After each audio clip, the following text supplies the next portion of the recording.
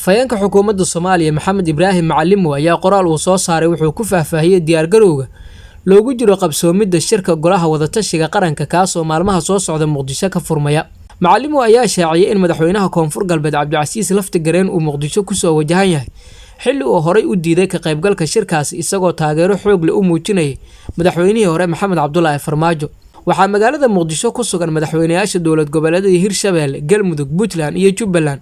Madaxweynaha Koonfur Galbeed ayaa la filayaa in isaguna uu soo gaaro Muqdisho ayuu qoraalkiisa ku yiri Macalimo. qoraalka afhayeenka xukuumadda federaalka Soomaaliya ayaa intaasi ku sii daray waxaa socda diyaar garowga furitaanka shirka golaha wadatashiga qaran ee uu iclaamiyay ra'iisul wasaare Maxamed Xuseen Roble oo Muqdisho ka furmaya maalmaha soo socda ee nagu soo aadan. shirka ayaa waxaa lagaga hadli doonaa dardargelinta doorashooyinka iyo dhamaystirkooda. sida aan ogaanay Laftigareen ayaa bedelay mowqifkiisii diidmada shirkaasi kadib cadaadis xooggan oo kala kulmay dowladda Mareykanka. kaaliyaha xogayaha arrimaha dibadda Mareykanka ee Afrika Mary Gathering V oo maalmahan waday cadaadis ay taageero ugu raadinayso shirka golaha wadatashiga qaran ayaa la hadashay hogaamiyaha Koonfur Galbeed Laftigareen. Cabdicasiis Xasan Maxamed Laftigareen ayaa hadda la filayaa inuu soo gaaro magaalada Muqdisho si uu uga qayb galo shirkaasi.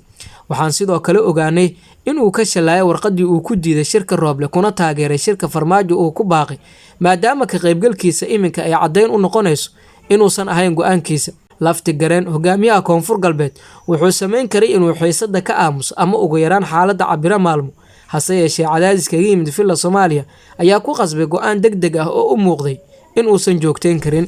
dhinaca kale kulan looga soo horjeeday afgembigii fashilmay ee ka dhacay xafiiska ra'iisul wasaare Maxamed Xuseen Roble oo Muqdisho lagu qabtay ayaa looga dhawaaqay dibadbax ballaaran oo ka dhacaya magaalada Muqdisho kaasi oo lagu taageerayo ra'iisul wasaare Maxamed Xuseen Roble isla markaana looga soo horjeedo madaxweynihii hore Maxamed Cabdullaahi Farmaajo. musharax fiqi oo ka mid ah siyaasiyiintii ka qayb gashay kulankaasi ayaa sheegay inuu taageersan yahay dibadbaxaasi oo uu sheegay inay ku muujinayaan sida ay uga soo horjeedaan tallaabooyinkii guraacan ee madaxweyne Maxamed Cabdullaahi Farmaajo. dibadbaxan ayaa dunida loogu cadeynayaa sida uu shacabka Soomaaliyeed uga soo horjeedo in Farmaajo uu sii joogo villa Soomaaliya isla markaana aysan u rabin in mar kale uu carqaladeeyo doorashooyinka oo hoggaankeeda hayo ra'iisul wasaare Maxamed Xuseen Roble.